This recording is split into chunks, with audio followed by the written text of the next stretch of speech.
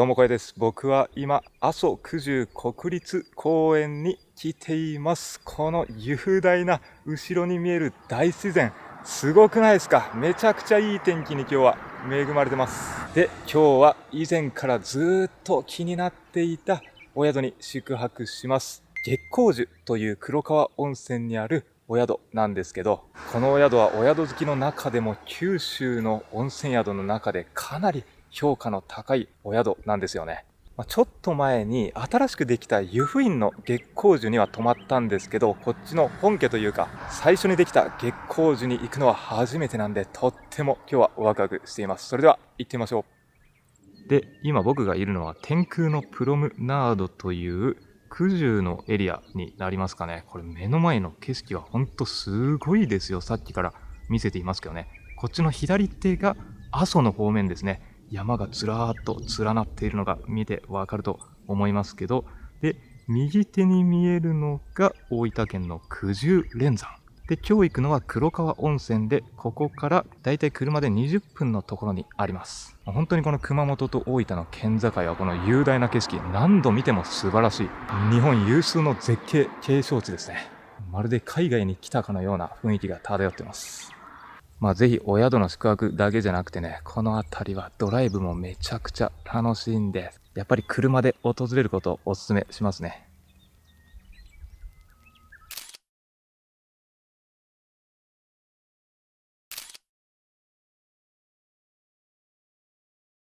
はい、ではお宿に向かいます。これから向かう月光樹がある黒川温泉は熊本県ではありますが、大分県との県境にあり、熊本市内からは約1時間50分、大分市内からであれば約1時間30分で来ることができます。今回僕は福岡市内からやってきて約2時間10分です。博多駅から高速バスで黒川温泉まで来ることもできますが、時間がかかる上バス停からお宿までタクシーを使う必要があるためお勧めしません。レンタカーか自家用車で行きましょう。黒川温泉に入ってきましたが、月光樹は温泉街の中心部ではなく少し高台の離れたところにポツンと存在します。こんな感じでぐいぐいと坂道を登っていきます。そして到着すると、緑の木々が生い茂る中に重厚感ある岩や石、立派な門が目の前に見えています。この辺りからは高級旅館にやってきたなという高揚感が出てきますね。こんな感じでスタッフさんが門を開けてくれて、車のまま中に入っていくことができます。そしてお宿の玄関のすぐ手前に車を止めることができますね。はい、お宿到着しましたけどね、ここの門構えがものすごくて、もう一回戻ってきてじっくりこうやって見てます。かやぶきの屋根になっていて、比較的これ新しいお宿なんですけど、見た感じなんかこう歴史を感じるというか、移築して作ったのかな。いやでもほんと空晴れてきたから、この緑と青のコントラストめっちゃ綺麗だ。じゃあ中入っていきます。今回宿泊する月光樹はここ黒川温泉の高台に2016年に開業しました。以前からとにかく評判のいい温泉宿として僕も知っていて、そんなに比較的最近できたお宿なのかと驚きました。コンセプトは美しい月を望む森に時を忘れる宿を。日本で最も美しい月を望める他に隠れ宿のような宿を構えたい、その思いから黒川温泉の静かな森にたどり着いたとのことです。自然の中に溶け込むように作られた客室は4000坪の敷地にわずか8室のみ。プライベート感満載の離れの客室で、それぞれ異なる間取りやデザインを楽しむことができ、源泉かけ流しの客室露天風呂を楽しめます。大自然の森の中で風の音や小鳥のさえずりを BGM に、好きなものだけ、美味しいものだけに囲まれ、時の流れに身を委ねながら過ごす心地よさ、そんな大人の贅沢を約束してくれるお宿です。ロビーの空間でくつろぎのソファーのスペースがありますが、こっちの階段の上を登っていったところに奥の方にレセプションが見えていて、こっちの右手にはここも雰囲気のあるいろりのスペースになっています。そして落ち着いた雰囲気のレセプションが目の前にありますが、チェックインの手続きをここで行います。で、レセプションのさらに奥の方ですね。ここ右手にはちょっとしたお土産が置いていて、こっち側の先にはエステルームもあります。そしてさらにこっちの奥に進んでいったところ、エレベーターで上に登ると客室へとつながります。で、エステルーム中に入ってくると、ここ1階部分が、待ち合わせとかカウンセリングをするルームになっているんですよね。で、こっち側に階段があって、上に登っていったところが施術室になっていると。珍しいタイプですね。面白い。めちゃくちゃいい香りが漂ってくるわ。で、目の前にベッド1台。で、奥の方にもレースカーテンの中にベッドがあって合計2台。とっても落ち着いた空間です。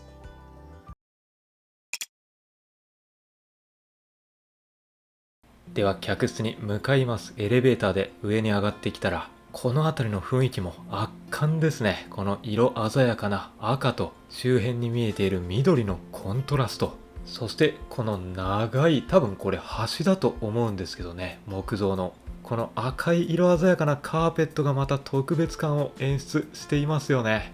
で、ここ月光樹は客室がこんな感じで8種類あります。この中でも今回僕が宿泊するのは弓張というお部屋です。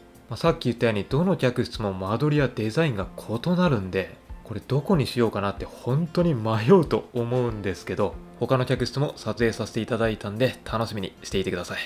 で、外に出てくると、ここに宿泊棟があるんですね。いやー、これすごいな。なんかほんと一つの集落、村の中に出てきたかのような雰囲気が漂ってますよ。で、客室の位置なんですけど、これ見ると8室あるうちの4つが、一応いわば高層階みたいな感じで、こっちでカートで連れて行ってもらうっていうことですね。この上に登っていく。で、今回僕が泊まるのは弓張というお部屋なんで、ここに書いてます。残りの4つが低層階部分になるんで、こっちの4つは徒歩でこっちから行くことができる感じです。いやー、この辺もすごい歩いてるだけですごい楽しいですね。ちょっとこの水が流れている部分があったり、この朱色の柵とこの石の階段、この登った先はちょっとモダンな建物になってますけど、これはレストランみたいですね。一応客室でもお食事はいただけるんですけど、レストランもあります。で、今回はちょっと早めに来て、自分が泊まる客室はまだ準備ができてないんですけど、お宿の方に撮影許可をいただいて、他の客室を見せていただけるんで、今回はね、僕のお部屋行く前にまずそっちを皆さんにお見せします。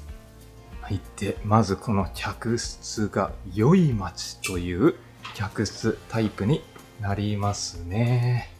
低層階の4つのうちの1つです。入ります。まず入って玄関からこんな広々贅沢空間になってます。で、これ取っ手がもうほんと天然の木が使われててね、この辺も自然を感じる作りになってますね。この辺も左官仕上げになってますね、壁が。絨毯はこれちょっとカラフルな感じです。で、中入って右手見ると、うわ、すごい。まずこれ手前側に畳ですね。畳の上に座椅子が置かれていて、こっちはしっかり腰掛けられるようになってて、ちゃんと座れる椅子もついてるっていうのはいいですね。で、テレビが目の前にあって、これですよね、目の前。ピクチャーウィンドウのように綺麗な正方形の向こう側に緑が見えてます。いやー、ここ一応お宿の中では低層階にはなるんですけども、お宿自体が高台にあるからもう上からこの綺麗な山の緑を見下ろす感じがすごい。いやー、想像以上に素晴らしい景色を客室から望むことができますね、これは。こんな感じ。で、もう一回振り返って、こっち側が、またくつろげるスペースになってるんですかね。ここがダイニングのエリアかな。はい、ダイニングテーブルがこんな感じで準備されてますね。掘りごたつ形式になってます。なんでここでゆっくりお食事をいただくことができるようになってるっていうことですね。で、こっち奥にはアメニティが揃ってます。アメニティはね、僕の客室のルームツアーでちゃんとやりますね。何があるかとか。で、こっちの隣の扉がトイレになってますね。トイレもお手洗いがすごいね、これ。岩と竹、木が天然のものが使われてて、これもそれぞれの客室で違うのかな。で、こっち側には冷蔵庫ですね。冷蔵庫があって、下へと続きます。階段を降りていくと。いやー、このワクワク感すごいな。ここのお宿は。それぞれの客室でね、中が違うから、どんな景色が待ってるのかと。降りてくると、ここに浴衣グッズが置かれてて、いやー、この何気ないテーブルもすごいデザインが面白いですね。自然由来で。で、ここが寝室になりますね。このアクセントカラーのオレンジもいいじゃないですか。見てくださいよ。この奥の緑とオレンジのコントラスト。そして肉眼では青空もしっかりと見えてますからね。いやー、なんと素晴らしい景色だ。これ隣に椅子があるんですけども、ここに座ってずーっと見ていられるほど美しいわ。で、ここのテラスに出てみると、テラスにもこれ、オットマンがついた椅子が準備されていて、この黒川らしい緑の美味しい空気を吸いながら、そして景色を眺めながらゆっくりできるということですね。いやー、こんなに高台にあるってことを想像してなかったわ。ここの月光樹、見晴らし最高。で、こっち側に水回りのエリアですね。洗面台があって、こっちには、下の階にもトイレがあります。これまたお手洗いがすごいおしゃれ。で、こっちには温泉ですね。まずは広々としたこのヒノキの宇宙ですね。これめちゃくちゃ縦長いですね。大人が向かい合わせになっても足伸ばせるんじゃないかってぐらい大きいです。この贅沢宇宙があって、右手には広々シャワーエリアで、こっちですよ、外出れます。で、外出て右手に行くと、さっき言ったテラスですね。テラスの空間はこんなにも広々としてます。そしてもう一回反対側、露天風呂ももちろんあるんですけどね、こっち側から進んでいったところ、これ今真っ暗だと思うんですけどね、この洞窟を抜けていった先に何があるんだというワクワク感がある感じがいいですね。いや、どんな温泉があるんでしょうか。うわ、これはすごいわ。めちゃくちゃいい。本当になんかもう森の大自然の中に溶け込んでる露天風呂。客室露天風呂とは思えない、これ。いや、もう普通に大浴場これですよって言われたら、いや、そうだよねというかね、もう何人人が入れるんだっていうぐらいの広さ。いや、今までの動画の中でもね、かなりテンション僕上がってると思うんですけどね、これが客室にあるって信じられない。で、あそこからもうほんとブクブクブクブク出てきてるんですけどね、源泉かけ流しなんですかね。光があるから多分夜もライトアップされてるはず。右手の方からもこれ温泉が流れてきてるし、いやー、すごい。で、多分だけどこっちちょっと可愛らしくちょこんと湯船があるけど、こっちはぬる湯になってるのかな。こっちの方が源泉が出てきてて熱湯で、この客室いいな。また次泊まるときここ泊まってみたいわ。いやー、なんといっても使った先にはこれ上から緑の景色を見下ろすことができるっていうのが最高じゃないですか。なかなかないよ、この雰囲気は。さあ、次はどんな客室が待ってるんでしょうか。これが有明というお部屋ですね。はい、まず中入って玄関ですね。ここも広々としていて、丸型の棚がすごい可愛らしいですね。で、入って、また全然雰囲気これ違いますね。天井がすごい高さがあって、ここは広々とした空間になってますね。で、ここには、暖炉で、こっちがちょっとこう段差があるんですけどね、くぼんでる部分に和室のスペースがあります。で、こっちの右手に寝室で、色合い的にはちょっとこう薄いピンクのような色合いですね。温かみのある空間になってますね、やっぱり寝室は。で、ダイニングのエリアがこっち側にあって、さっきと同じように四角形のこのダイニングテーブルと、奥に冷蔵庫、こっち側にコーヒーとかお茶とかがあるスペースかな。で、戻ってきて、テラスはどんな感じだ？ここもテラスめちゃくちゃ広いですね。で、これは横になってね、完全にこれ多分リクライニング下まで倒せるんで、ここで寝ることもできるぐらいのくつろげるチェアが置かれてます。で、目の前、さっき見た緑。で、奥の方に露天風呂が見えるけど、これはちょっと向こう側から行こうか。で、こっち側に行ったところに水回りのスペースがありますね。左手にトイレがあって、ここもトイレがこうやって石や木が使われてます。で、温泉はどんな感じかな。ここも内はこの縦長のヒノキのお風呂がある感じですね。で、こっち側にシャワー、そして露天風呂が、ここの露天風呂も贅沢っすね。めちゃくちゃ大きな丸型の、これは石が使われているお風呂になりますね。もう本当、もう家族5人ぐらいいても全員で入れるぐらいの贅沢な広さがありますね。で、これもこうやって周り緑に囲まれてるんで、大自然の森の中にいることを肌で感じながらゆっくりと温泉に浸かることができそうです。青空もしっかり見えてますよね。ちょっと暑くなったなって思ったら、こうやって身を起こしてね、こっち側に行ってより自然を目の前にズドンと感じることもできますね。いや、どの客室も本当魅力的だな。右手が貸し切り風呂の一つ、洞窟風呂。ここが洞窟風呂。そうですね。で、天空風呂はこの上にある。さらに上。さらに上。はい。で、次の客室がこれですね。夢見っていう風に書いてますけどね。可愛らしいですね。この石で刻まれている文字。で、ここも高層階の4つのうちの1つになりますね。入っていきます。はい。まず入って、ちょっとちょこんと石の段差がありますね。で、まず入ったら、この客室は目の前にダイニングのエリアがこんな感じで広がってますね。天井も高さがあります。で、奥にはコーヒーなどが置かれているスペースもあって、まずここに入って、リビングのエリアになるのかな。和室が広がってますね。ここもこれ上見上げると天井がすごい高さがあります。この目の前のこの障子の形がね、この月を連想させるデザインが素敵ですよね。光が向こう側から入ってきてます。で、こっちの右手が木の格子になってます。こんな感じで開けます。で、ここも和室のスペースになってて、ベッドが置かれてるっていう感じ。で、この月の扉を開けてみると、ここがリビングですね。目の前ソファー、大きなソファーが置かれていて、これ人をダメにするソファーも置かれてますね。で、目の前に大きなテレビ、冷蔵庫。で、すごいのがね、こっちちょっとくぼんでるところに、ここに大きな岩が置かれているんですよ。で、目の前にはこれ和風の屋根と言うべきかな。で、この竹の格子とかも置かれていて、この辺もね、細かいところまですごいこだわってますよね。で、この先になんかありますね。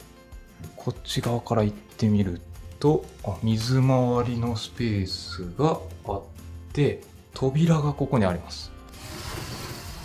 入ってみると、何これ？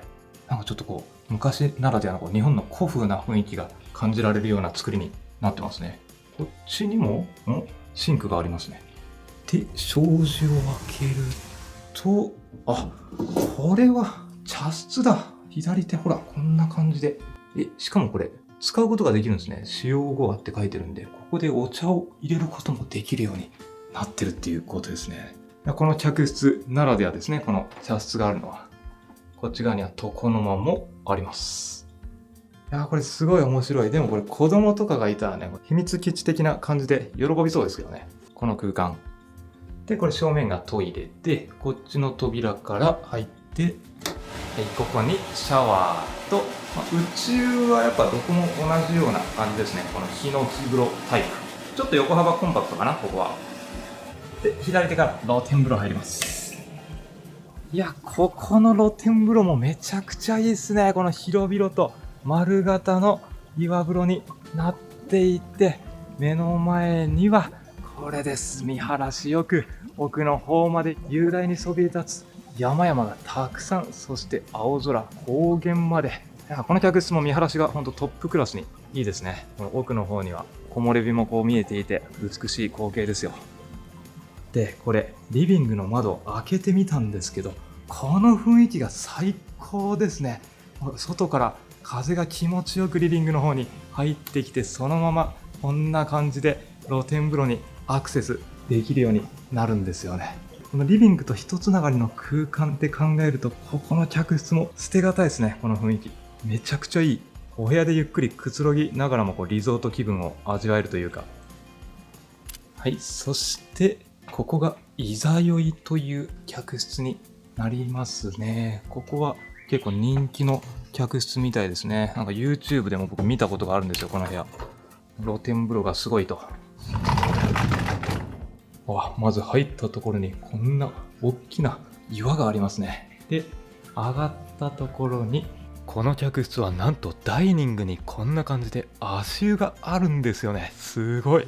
で、左手、あれはクローゼットになるのかな。で、右手が水回りのスペース、洗面台とか。まずこっちをちょっと見てみると、扉開けて、はい、ここが小上がりの和室スペースになってますね。左手、床の間、右手、大きなテレビ。で、さっき見たこっち右手に水回り洗面台があって、こっちの左手側にトイレ、そして客室露天風呂に続く扉があります。ただね、ここの扉から露天風呂入った方がなんか景色がすごいらしいんで、ここから入ります。さあ、開けると、うわ、これまたすごい。見てくださいよ、これ。客室の露天風呂とはまず思えないこの大きな浴槽なんですけど、これ宇宙がね、またこうやって天井があるので見てわかる通り宇宙として存在するんですけど、この外の露天風呂とつながった空間になってます。なんかもうこれ本当、東南アジアとかのリゾートホテルのプールとかだったらね、こういうのたまにあるんですけど、この温泉の施設でこの作りってなかなか見たことがないから、やばいっすねこれ。いやー、びっくりした、ね。今までいろんなお宿泊まってきたけど、このサプライズは他の客室のお風呂もびっくりですけど、ここもやっぱりすごい。で、これよく見ると、これ中もね、ちょっとこう段差になってますね。なんで半身浴もこの辺でも楽しめるようになってるのかな。ちょっとこう横になって寝湯を楽しむことができるように高さがあるような感じかな。いやー、すごいね。やっぱこれ特別室もあったけど、特別室よりもなんかこう視界が奥の方まで抜けていってる感じがしますね。やっぱ人気な客室なだけあるなっていう風景が広がってます、目の前。今回こっちも良かったんですけどね、ちょっと予約が取れませんでした。で、浴槽の隣にはこんな広々としたシャワーエリアがあって、そしてこの浴槽の隣ですね、ここにも扉があって、この扉の先に寝室がありますね。ここの寝室もすごい温かみのある空間になってます。左手は多分和室へと続く扉かな。で、ここの扉を開けると、はい、さっき見ていた露天風呂の部分に出てこれるということですね。テラスの空間も広々しててね、ここに腰掛けてゆっくりとくつろぐっていうのもめちゃくちゃ気持ちよさそうですね。はい、では今日泊まるお部屋に行きます。今回はこの弓張という客室タイプになりますね。ここの階段を登っていったところ、ここも可愛らしく石に刻まれてますね、文字が。で、鍵はこんな感じ、弓張っていう風にここにも書いてます。いやー、楽しみだな。では入ります。オープン。まず入って玄関、今までの客室と同じように広々とした空間になってて、このセッタとこのつま先が抜けたタイプ両方選べるのは素晴らしいですね。この指が分かれたタイプは僕あんま履き心地が良くなくて好きじゃないんですよ。で、これは多分温泉に持っていける用のカゴかな、貸し切り湯に。で、入ると、リビングスペースがこれズドンと目の前にちょっとくぼんでるところが和室のスペースになってる感じですね。で、左手見ると寝室が見えてます。この客室はこんな感じで一つながりの空間になってますね。で、天井も見ての通り高さがあって広々空間感じられます。で、こっちはなんかすごい特徴的な照明が置かれてるんですけど、で、これがなんかこの桶みたいになってて開けることができるんですよ。そして開けると、なんとこれ室内に足湯があるんですよね。びっくりしたわ。で、これ奥の方光が漏れてきてるのが見えてると思うんですけど、これ裏側の外の空間と足湯つながってるんですよね。後で向こう側見に行ってみましょう。で、ちゃんとここにタオルも準備してくれてるんですよ。で、こっちさっき見えていた寝室室のエリアになっていて、今まではペットボードのところがオレンジの色合いが多かったと思うんですけど、ここはちょっとナチュラルテイストというか落ち着いた雰囲気になってますね。桜の木か何かかな。ちょっと可愛らしい感じですね、ここのデザインは。で、右手には小窓があるんで、緑の景色も見えています。ベッド脇にはちゃんとミニテーブルとコンセントもついてますし、真ん中には照明のスイッチもある感じかな。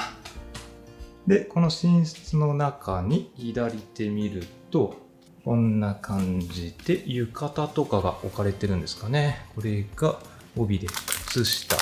で、この一番手前側が浴衣ですね。こんなデザインで。で、全部広げてみると、これ浴衣が真ん中とこの左手2つのデザインがあるんですね。で、一番右手にサムエというかナイトウェア上下タイプがあります。3種類も準備してくれてるのは素晴らしいですね。そしてこっちの左手側にも扉があって、開けるとここがクローゼットになってますね。ハンガー、消臭ミストで、羽織物もこんな感じで準備されています。さあ、そしてもう一回こっちのリビングのエリアに帰ってきて、こっちの右手襖があるけど、これもなんかちょっと月を連想させるようなデザインになってますね。中入ると、これ入ったところに床暖のスイッチがありますね。ここのエリア雪も降るみたいなんでね、床暖が必須なんでしょうね。で、ここにダイニングがありますね。ダイニングテーブルが掘りごたつ形式でありますね。ブランケットもこれ丁寧に置かれてますね。で、こっちには荷物が置けるようなスペースがあったり、冷蔵庫があって、で、上が冷凍庫、下に冷蔵庫があって、この中にあるドリンクは全てオールインクルーシブになってます。お茶と、これすごいですね。地ビールが置かれてます。月光樹っていう風に書いてて。こんな感じで上に説明がありましたね。ピルスナーとペールエール。ビールはね、ちょっとおかわりはできないみたいです。ここにあるもののみ。ただ、こっちにあるソフトドリンクはおかわり自由で、サイダーとか、阿蘇の炭酸水とかも置かれてます。そして、左手。ここにコーヒーとかが置かれてるスペースですね。電子ケトルとお水があって、コーヒーがこれ豆をひいて本格的に作れるっていうのが最高ですね。このカリタのすごく上等ないいやつが置かれてます。右手、これ取ってみるとハンドドリップで本格的に作れますね。いやー、これはコーヒー好きには嬉しいわ。ここに豆がどっさりと入ってます。でもこれ引くのめんどくさい人とかが多分いるんでしょうね。ちゃんと引いたものも置いてくれてるっていうところがお宿の気遣い感じられますね。あとはティーとかカフェオレ、紅茶オレとかも置かれてます。で、ここの右下を開けてみると急須が置かれてますね。これはなんかすごいツヤがあってまた上等のやつが使われてるんでしょうね。で、この中にお茶が入っていて、こっちには、コーヒーカップかな。で、湯飲みもあって、しっかりとした焼き物ですね。で、この左奥には冷たいドリンクとかを飲むときにね、これだと冷たさキープできそうな素材のコップも置かれてますね。で、もう一回出てきて、奥には客室温泉が見えてますけど、こっちの右手から入っていきましょうかね。ここが水回りのスペースで、真ん中に洗面台ですね。これも立派な石でできたやつで、真ん中に大きな鏡で、正面からしっかり明かりも照らしてくれてて、後ろには間接照明もついてます。そしてアメニティを見ていきましょうかね。まずは真ん中、ここにこれがジェミドですね。クレンジングや洗顔化粧水乳液があって、で、隣に綿棒とかコットンがあります。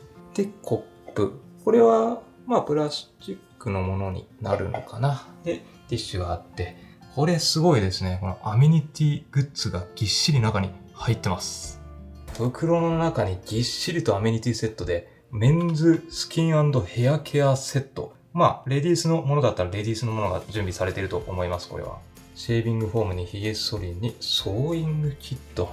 で、アイマスクと耳栓まであって、ボディタオルにミキモトコスメチックスのこれ、ボディーソープやコンディショナー、シャンプー、ローション全部入ってます。すごいね。これ箱でしっかりとこうやって包まれてるケースってあんま見たことないわ。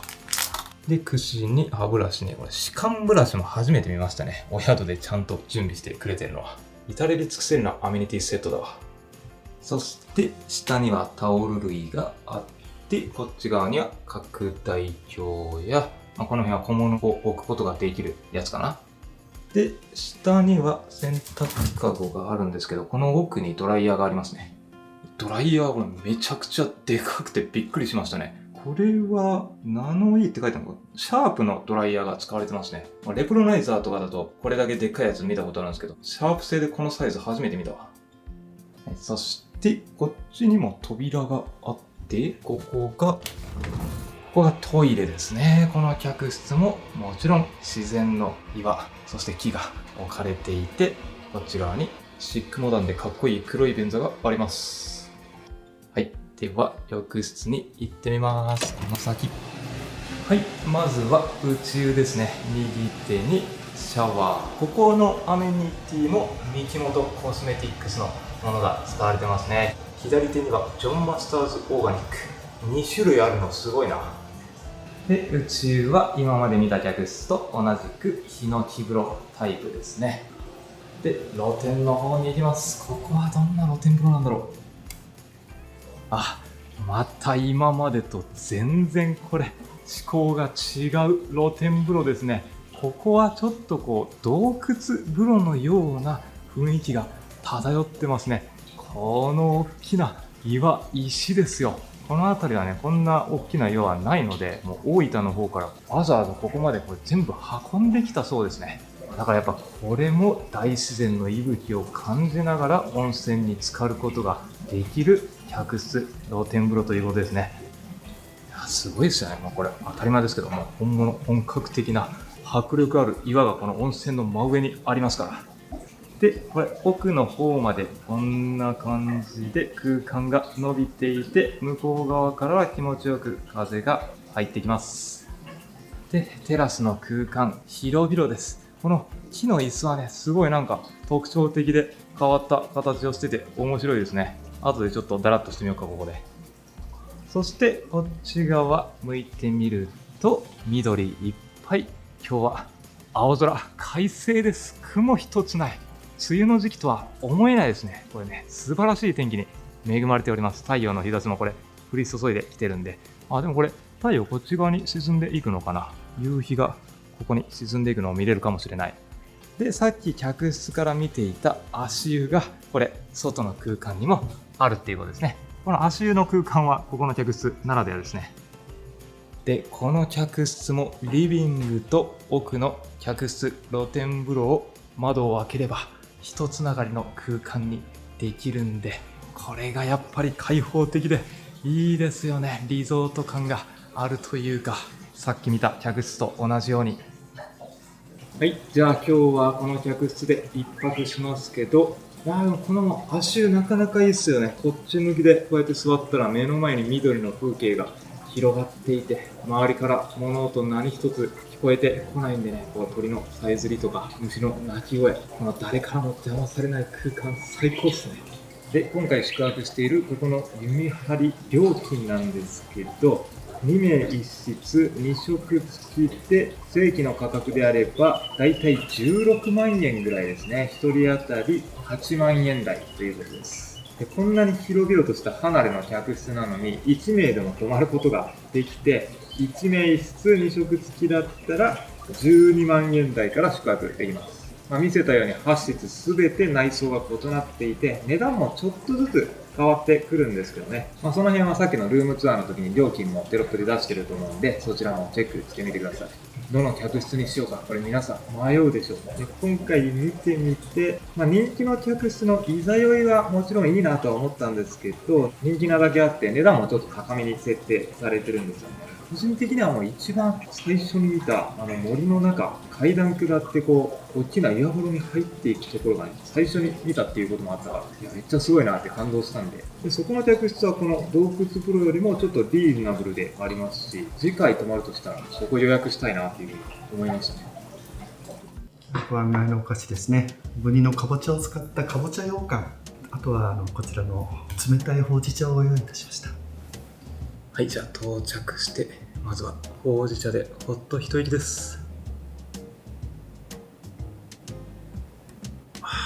このほうじ茶美味しいわ。すごい風味がしっかり口の中に広がっていく上品な風味が。いやー、落ち着きますね、やっぱほうじ茶は。で、かぼちゃ羊羹。なんかすごい食感が本当にかぼちゃみたいに柔らかいですね。甘さ控えめでね、ちょっとこう大人の風味っていう感じです、この羊羹。じゃあこの後貸し切り湯を夕方の時間帯に予約してるんで、それめっちゃ楽しみですね。ちょっとお部屋で下ってから行きましょう。はい、で貸し切り風呂の方も見に行ってみますね。まずここ天空露天っていう風に書いてます。でこんな感じで階段を登っていって、いやもうここ歩いてるだけで本当に風情がありますよね。周り緑や石に囲まれて、でこの突き当たりですね、一番奥。でちなみにこの左手に見えている扉の先がさっき言った特別室ですね。でこれですね、天空と目の前に書いています。貸し切り風呂で中入ってここが脱衣エリアですね。はい、脱衣エリアも広々してて、お水も補給できるようになってます。でタオルも左下のところにちゃんとついてますね。でこっちから貸し切り湯には上がっていけるようになっていて、ここも階段が、続いていって何が見られるんだろうなっていうワクワク感がありますね。もう一つ階段があって、うわー、これはまたすごい。いやー、この一気に空に抜けていく感じがいいですよね。さっきのこうルームツアーの時もね、こう暗闇から一気に光が入ってくる感じがもうたまんなくワクワク感を演出してくれますよ。そしてこの大きな岩風呂がまたすごいね。いやでも今回はね、これだけ真上天井がなくて開けた露天風呂が客室にあるわけではないので、この貸し切り湯にも絶対に入りに来ます。いや本当に晴れてよかったわ。昨日はね大雨だったからどうなることやらと梅雨の時期だから思ったんですけど、6月に晴れてくれるっていうのは運が良すぎる。でこっち目の前には緑の山が見えていて、風力発電が見えてますけどね、これが湧田山という山ですね。こっちが湧田温泉がある方面、以前訪れたことがありますけど、阿蘇とは反対側の景色が見えてます。ちなみにこっちの手前側には椅子もあるんで、ちょっと暑くなったらここで体を冷ますこともできますね。この綺麗な景色を望みながら。で貸し切り風呂もう一つですね、洞窟風呂というお風呂もあって、なんかこれ可愛らしいかやぶきの屋根にベンチがありますね。フォトスポットになってます。でお風呂の方はこっちから入っていきます。これはまたすごいな。この左右木々に囲まれてヒノキのいい香りが漂ってきますね。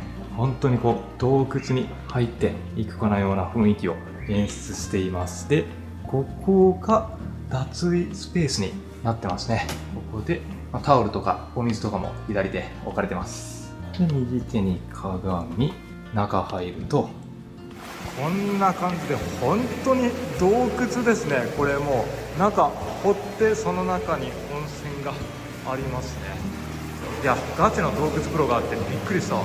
で手前側からこれ浸かることができるようになっていて、奥の方までちょっとこう高さが違う部分があったりして、いろんな入浴方法を楽しむことができるのかな。いやーこれはこれで面白いですね。夜とかは風景真っ暗になるんで、ここの洞窟風呂を楽しむっていうのもありですね。でレストランの中も見せてもらいました。お部屋食はできるんですけど、希望すればこっちのレストランでもいただくことができるみたいです。人数が多かったりした時にね、あとは気分をちょっと変えたい時とか、左手大きなテーブル、右手にも大きなテーブルがあります。でやっぱりレストラン高さがあるんで、ここからの景色素晴らしいですね。これ奥の方の山まで視線がずーっと抜けていく感じが、客室から見る景色とはまた全然違う良さがありますね、これは。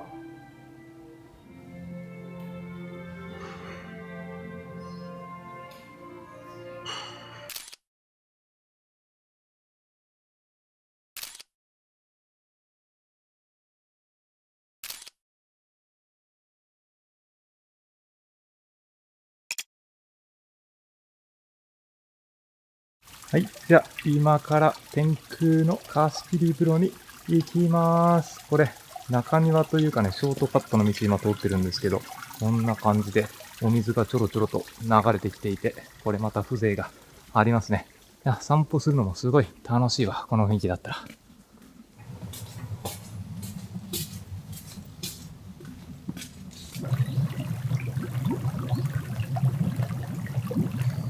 いやー、最高に気持ちいいわ。これは目の前の九州の雄大な山々の大自然を独り占めしているようなこの感覚、たまんないっすね。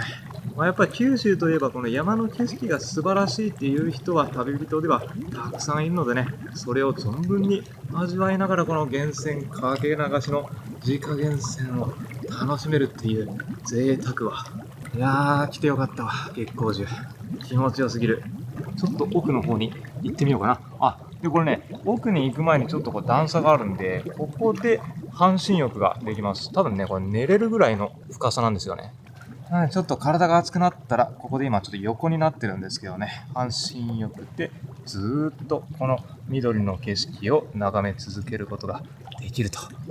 ちょっと日頃の仕事で疲れたらここで黄昏てゆっくりと自然をぼーっと眺める瞬間とかが必要じゃないですか、皆さん。マリーナ・ベイサンズ的にインフィニティっぽく奥の方まで行ってみるんですけど、奥の方は、でもこれ下見るとね、ちゃんとこの辺も芝生整えられてるっていうのが素晴らしいですね。間違ってこっちの方に乗り出したとしても落ちる心配はございません。すごい。そしてこっち側、右手を向いてみると真ん中にこれ月が見えてますね。いや、夜だったらここね、月が光り輝いてるのが見えると思うんですけど、この夕方の時間帯でも月が見えてるっていうね。ちなみに泉質は弱アルカリ性の単純泉ですね。特に硫黄の匂いとかがするわけではなく、無色透明のお肌に優しい泉質だと思います。長湯をここでずっと楽しめる泉質です。いやー、気持ちいいわ。ちょっと暑くなったら立ち上がって少し目線が高くなったらまたよりこの自然を感じることができる景色が広がってます。そしてせっかくお部屋の中にこのインクルーシブサービスのサイダーがあったんで、お風呂入りながら一杯いきます。いただきます。風呂入りながらのサイダー、これは至福だ。最高すぎる。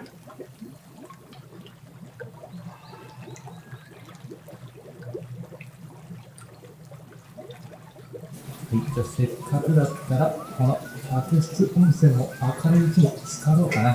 貸し切りと違って時間制限なくゆっくりと入ることができますからね。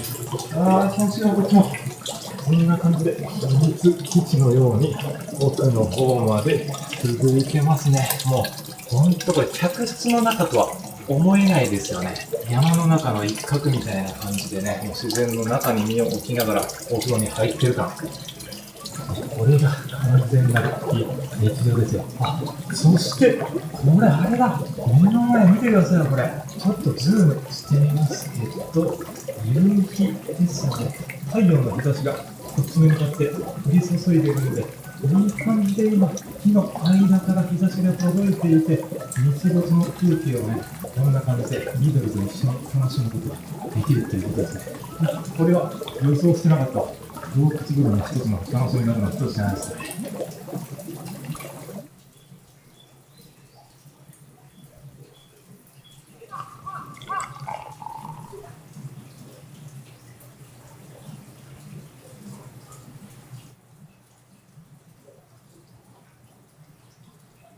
いただきます。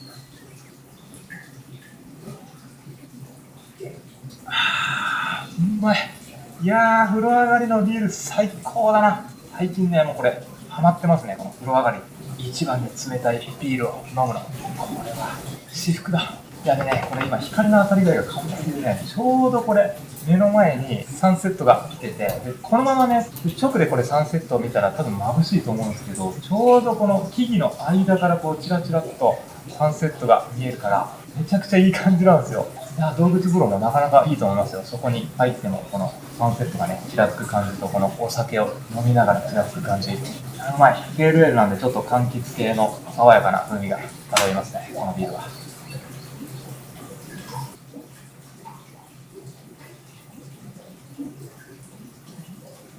はい。で、今、夕方の時間帯になったんですけど、僕の客室だとサンセットは望むことはできないんですけどね。こんな感じでパブリックのエリアでも見てくださいよ。この絶対綺麗にサンセット望めるでしょ。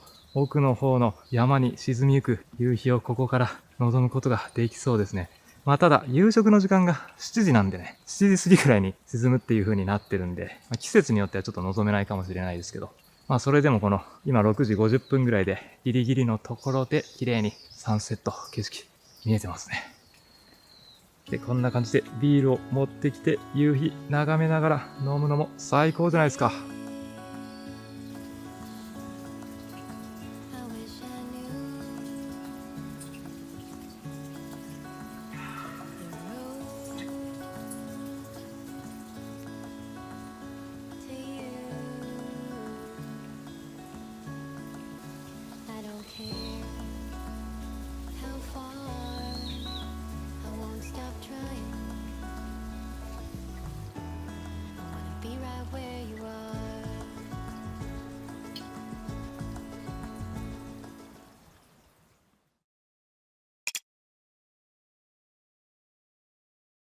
はい。で、これから夕食の時間なんですけど、こんな感じでお部屋のダイニングにスタッフさんがお料理準備してくれてます。はい、そしてお品書きはこんな感じです。右手の先付けから一番左、デザート。シー魚では和牛ロース。いやー、これ見た感じめちゃくちゃ品数多いですね。楽しみだ。そしてこれがドリンクメニューですね。左上、日本酒。左が全部日本酒か。全国から美味しい日本酒取り寄せてますね。山口、宮城、石川、山形、新潟も。で、下には熊本のお酒も。で、その隣に焼酎や梅酒、一番下ビールで、右手にはシャンパンやスパークリング、ブランデー、ウイスキー。で、次のページに赤ワイン、白ワインと並んでます。はい、ではお料理をご説明させていただきます。食前酒が梅酒でございますね。梅酒で乾杯されてください。で、手前右でございますのがトウモロコシ豆腐ですね。こちらがくず粉、トウモロコシを使ったお豆腐でございます。で、左手の蓋の器に入っているのがいい蒸しでございますね。うなぎ、たくあんでございます。で、真ん中の小鉢につきまして、上からですね、純菜、タコの酒入りでございますね。その右手側にございます小さい小鉢に入っているのが白ずいきのごま和えでございます。で、その下がいちじくの黄水がけで、一番下の白い四角いのがクリームチーズの金山寺味噌漬けでございます。そしてそのお隣が青梅の水煮でございます。で、真ん中にございますのがサザエのお盛りでございまして、一番左手が鮎寿司でございます。以上でございます。ありがとうございます。さあ、ではいただきますよ。まずは食前酒、梅酒、乾杯です。めちゃくちゃ濃厚な梅の香り。いや、甘みがしっかり凝縮されていて、めっちゃうまいですね。そして先付けはトウモロコシ豆腐。このほんのり甘さ香るトウモロコシの香りの豆腐に出汁がたまんないですね。いやー、すごいさっぱりとした後味。で、これが純菜にタコ酒入り。すごい喉越しがいいですね。このタコと純菜のこのトロトロネバネバっとしたものがスッと口に入っていきます。で、次が、これが白クキーマ。あんまり聞いたことない名前ですけどね。なんか長芋と玉ねぎの合体版みたいな、玉ねぎみたいな食感なんだけど、ほんのりこう長芋っぽい甘みがある。このごまソースみたいなやつにも甘みがちゃんとありますね。はい、で次がこれイチジクですね。黄水かかってます。シンプルにイチジクの甘みがちゃんと出て美味しい。で、これがクリームチーズの、ちょっとこれ読めないです。まあいいや、味噌漬け。うまい。濃厚なチーズにちょっとこう炙られてるから香ばしい香りも漂ってくる。で、これが青梅蜜煮。青梅っていうのがあるのか。めちゃくちゃ甘いわ、これ。うまい。なんかマスカットみたいな甘さ。梅とは思えない。蜜煮だからですね、多分ね。蜜がかかってるんでしょう。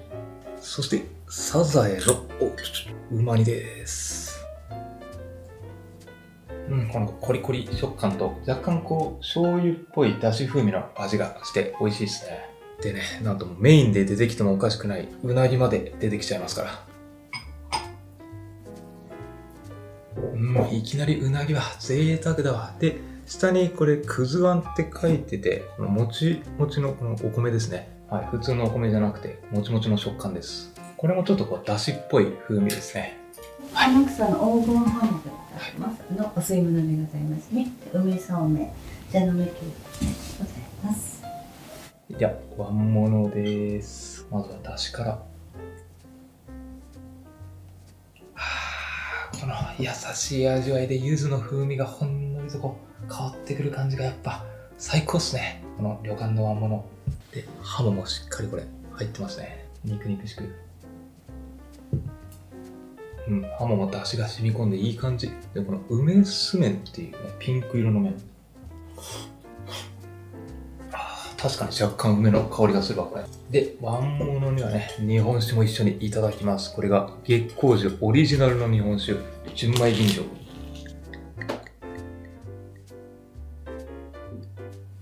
はい、では、日本酒もいただきます。しっかりキリッとした辛みもあるけど、その中に甘みもちゃんとあるんでね、飲みやすいですね。辛さと甘みがちゃんとバランスよく出てて美味しい。個人的には好きだ。で、日本酒の後に出汁を飲むと、いやー、これがうまいんすよ。日本酒と出汁のこの旨味を引き立て合う。最高。で、本日のお作りはですね、イサキ、タチウオ、蒸しアワビ、ウニでございます。あと馬刺しでございますね。で、右手側に置いてますお醤油の方が馬刺し用のお醤油でございます。薬味は手前にございますネギ、生姜、柚子胡椒をお使いください。はい、じゃあお作り、これね、わさびもこれ絞りたてのがいただけるっていうのが最高ですね。はい、じゃあまずはタチウオです。なかなか最近タチウオお刺身でいただいた記憶がないですね。程よく弾力があって、しっかりこう甘みもこの小ぶりなカットながらもちゃんと口に広がっていきますね。そしてイサキです。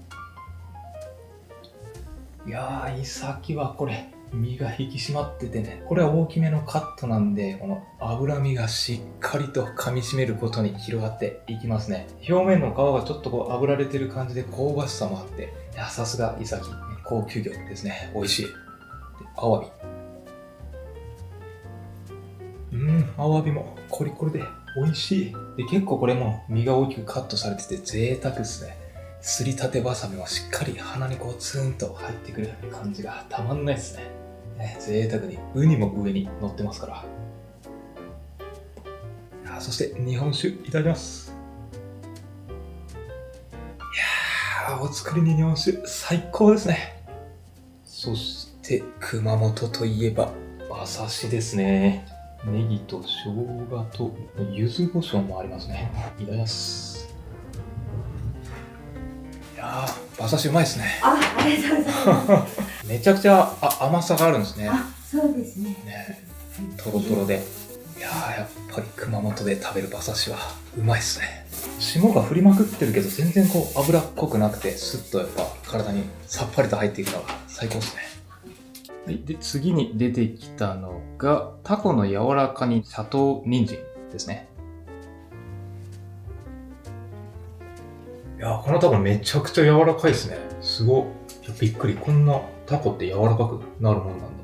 で、シャトー人参ですね。そんな人参があるかちょっと調べてみたんですよ。ステーキ、ハンバーグなどの付け合わせに最適な形状にカットした人参みたいに書いてます。なんかこう、シャトーブリアンとかにこう付け合わせるのに適した切り方みたいな感じなんでしょうね。甘くてうまい。やっぱこの山あいにあるから、この山の幸はうまいですね、どれも。熊本の地鶏ですね。天草大王を使った沢煮仕立てのものでございます。お好みで柚子胡椒をつけてください。はい。じゃあこれはね、柚子胡椒をかけていただきましょうか。九州といえばこれですよ。まずはこのスープとお野菜を。いやー、取り出しと野菜の出汁の旨味が染み込んでますね。うまいわ。柚子胡椒がね、ピリッといいアクセントになりますよ。この風味とともに。うまい。具材がめちゃくちゃこれたくさん入ってますからね。お野菜も人参に玉ねぎにネギに緑の野菜も入ってますね。で、天草大王の鶏ですね。この間天草行きましたけどね、あそこ本当にいい食材たくさん取れましたね。鶏もブランドがあるんだ。歯ごたえがあって、ね、どっさりこれ入ってて、贅沢ですよ。この肉団子までありますから。鶏だしのスープは日本酒が進みますね。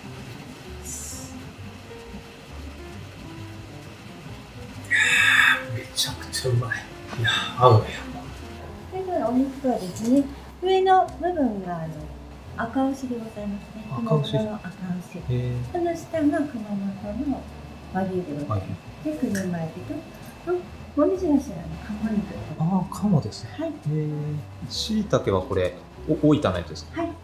これはエリンギでございます。エリンギだった。はい。ナスとズッキーニでございます。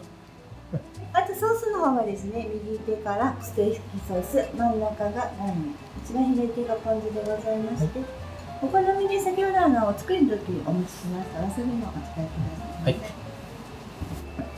で、地元お上にのおころですね、広い感じでございます。じゃあ、いきますよ。まずは野菜を乗せて、鴨肉、エビ、そして赤牛で霜降りまくってる。そしてこれが熊本産のロース。こっちはさらに霜降りまくってる。いやー、お部屋のこのいろりで焼肉ができるっていうね、これはテンション上がってきますね。で、お肉と一緒に白米と赤だしもいただきます。さあ、お楽しみのお肉いきますよ。まずは熊本といえばこれですね、赤牛ジャポネソースってやつにつけていただきます。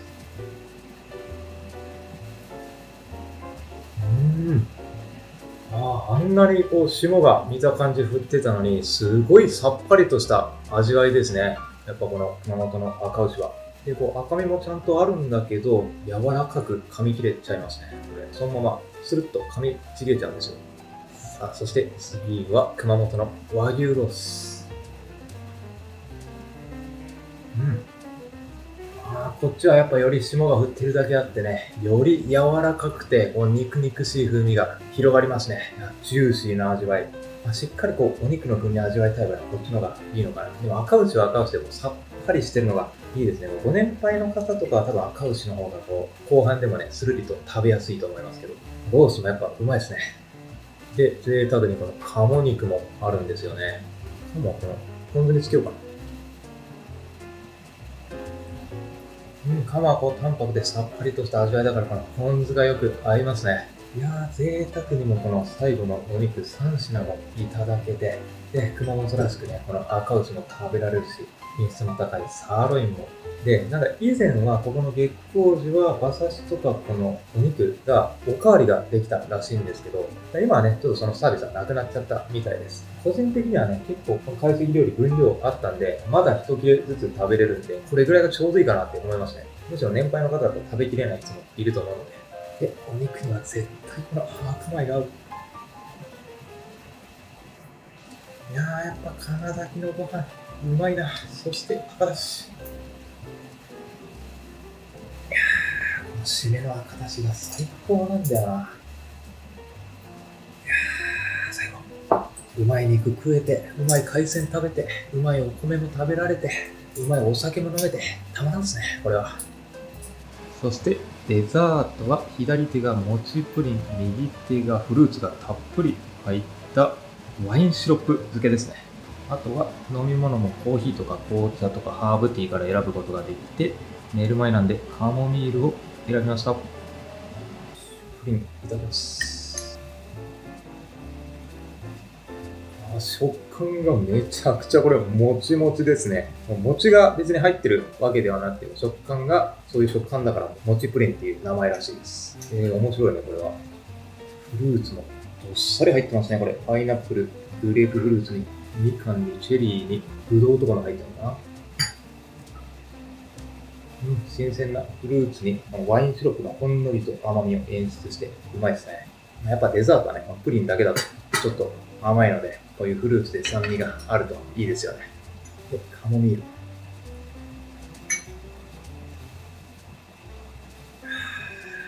いや、落ち着きますね、やっぱカモミールは。睡眠の効果を高めるらしいですからね、これは。ハーブティーを。はい、ということで、夕食、美味しかったですね。メニュー自体は特別これとこれの組み合わせでめちゃくちゃ感動したな、面白いなとか、そういう新しい創作料理があるというよりは、一般的な和食料理の本当に品質の高いものが集まったっていう感じですね。で、熊本らしい馬刺しとか赤牛とか、ここ九州に来ないと食べられないようなものもたくさんあって、その辺の満足度が高いですね。あとはここですね、やっぱ特徴的なの。いろりで最後、炭火焼きでお肉とかいただけるっていうのね。しかも客室の中で、ダイニングで、贅沢な空間です。どうしました？はい、そして夜はこの客室の温泉にゆっくりと使って疲れを癒してます。黒川温泉はこれ夜になると本当に気温がしっかりと下がるので、梅雨の時期なんですけど、昼は蒸し暑かったのが嘘のように涼しくなりますね。やっぱ冬は雪が降るようなエリアでもあるので、しっかりこうやって空気が冷たくなって温泉がより一層気持ちいいですね。これは最高だ。でもこの温度設定がほんと完璧ですね。この外気の温泉があるとね、その辺の調整難しいと思うんですけど、その辺はやっぱ一流の旅館なだけあって、常に完璧な温度が保たれてますね。夜のこの客室露天風呂もなかなかいい雰囲気じゃないですかね。奥の方緑もライトアップされていますし。でもさっきね、外をちょっと歩いてみたら、ここのお宿は月が本当に綺麗に見られるお宿ということで、月明かりの明るさにびっくりしましたね。月が明るすぎて、逆にね、星空の撮影は難しいっていう状況ではあるんですけど、月がちょっと眩しく感じるぐらいに明かりを放っていて、本当にお宿のコンセプト通り、綺麗な月を眺められた夜でした。もしかしたら天空風呂とか、どこかの客室によっては月がお風呂から眺められたりするのかな。ちょっとその辺はわかりませんけどね。泊まったことある人いたらぜひ情報をコメント欄で教えてください。いやーでもほんと夜もこんな広々露天風呂に入って疲れが飛んでいきますわ。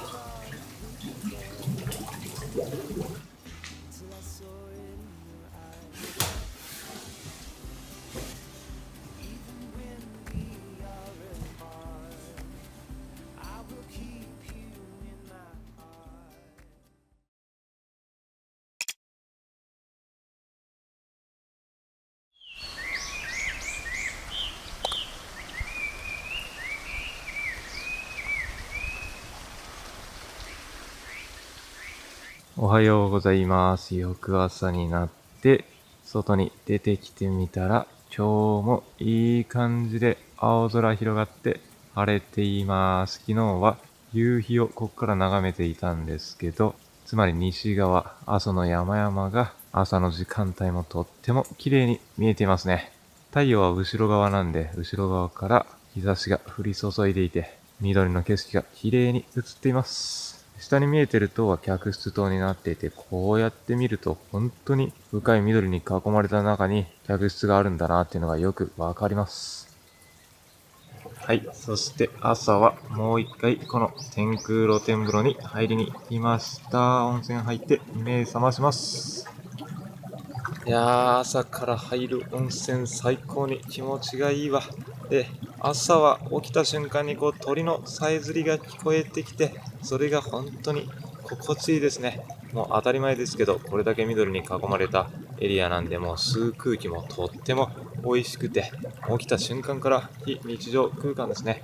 で、これ右手上見てみると、こんな感じで太陽が昇ってきてるんで、今回貸し切り風呂8時で予約したんですけど、もうちょっと早い時間帯に予約すると柔らかい日差しが届いて、日の出らしい景色を望むことができると思うんで、早朝の貸し切り風呂とかがいいかもしれないですね、時間帯は。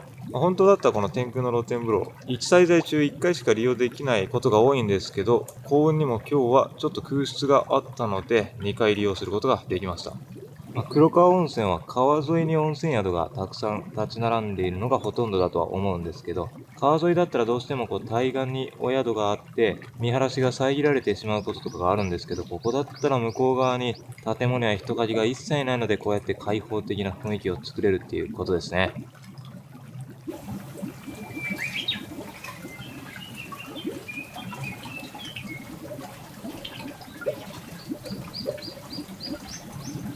はい、そしてお楽しみの朝食は、朝はこっちのレストランでいただこうと思います。景色が良かったんでね。おはようございます。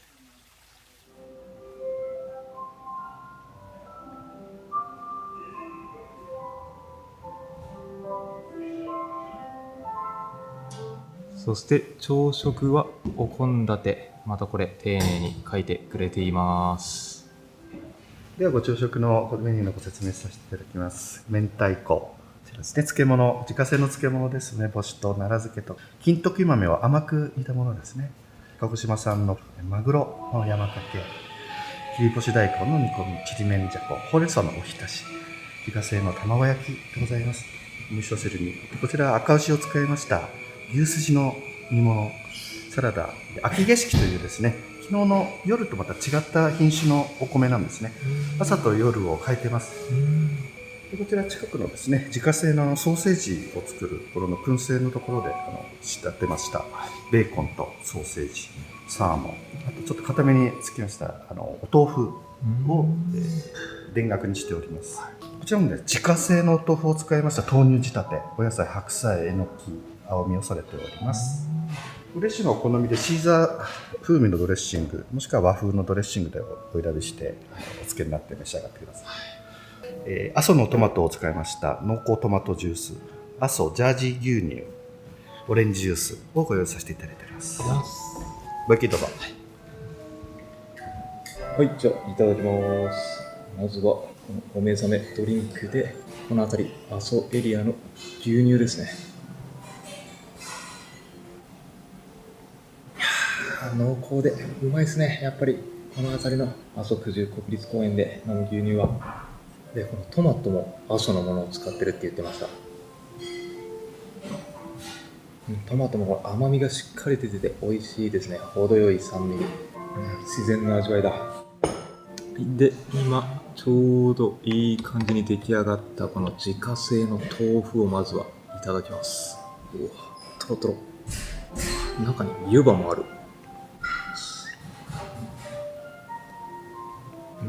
豆腐うまいっすね。柔らかくてふわふわの食感で、豆乳仕立てなんでね、ちょっとこうミルキーな風味があって、醤油をかけなかった豆腐本来の旨味をちゃんと味わえて、これはこれでいい感じ。うまっ。醤油もかけて、醤油と豆乳が交わってもまた味の変化楽しめて、これもうまい。これは豆腐絶品だ。そしてね、これ提供された時は湯気がもくもくと出てたんですけどね、出来たてのだし巻き卵、この卵もうまいですね。これはもう上品ですごいさっぱりとした後味になって食べやすいんですよね。スイスイ口の中に入っていくというかね、焼き方とか油の使い方がもう絶妙なんでしょうね。それね、これ炊きたてだからご飯も早く熱々のうちにいただかないと。明太子、昨日の夜に引き続きやっぱ炊きたてご飯はうまいですね。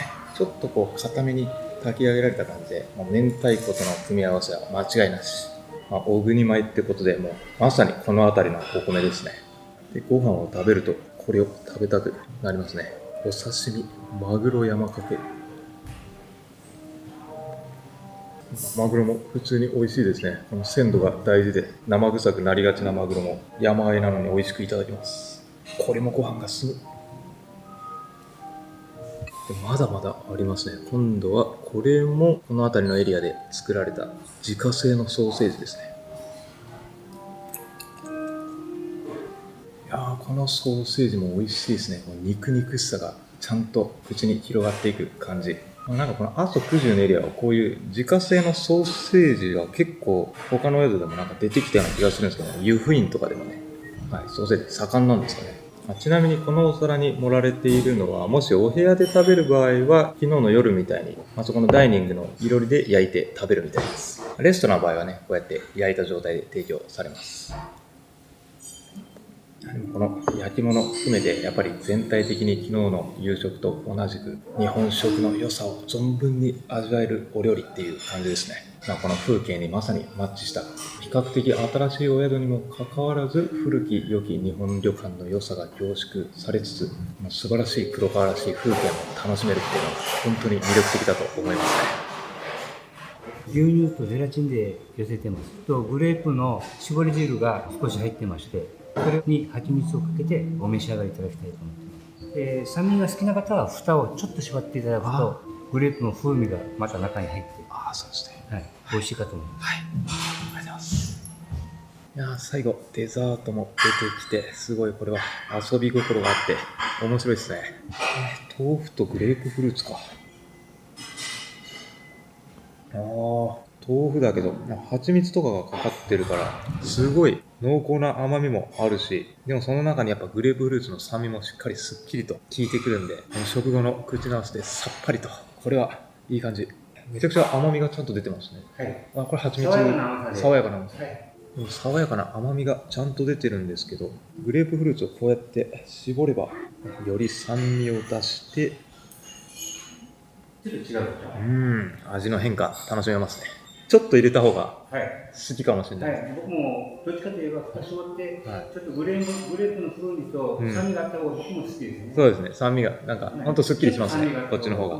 でドリンクもコーヒー、紅茶、ハーブティーから選べました。朝はレモングラスのハーブティー。